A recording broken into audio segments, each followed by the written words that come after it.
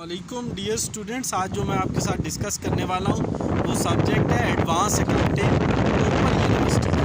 Open university की जो advanced accounting है, जिस सब्जेक्ट का नाम है 444, वो मैं आपसे डिस्कस करने वाला हूँ कि वो चैप्टर उसमें कौन से इंपॉर्टेंट है, पेपर कहाँ से आता है। सबसे पहला जो आपने चैप्टर तैयार करना है वो कंसाइनमेंट का करना है।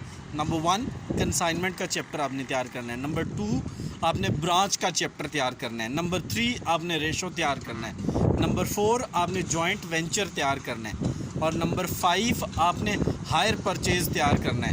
और नंबर 6 कुछ सेलेक्टेड क्वेश्चन आपने कंपनी अकाउंट से तैयार करने हैं। कंपनी अकाउंट के अलावा आपने सिंगल एंट्री सिस्टम से कुछ क्वेश्चंस तैयार करने हैं। और देखें आपके 90+ मार्क्स आएंगे। ये 6 चैप्टर्स मैंने आपको बता दिए हैं, मैं रिपीट कर देता हूँ आप लोगों के लिए।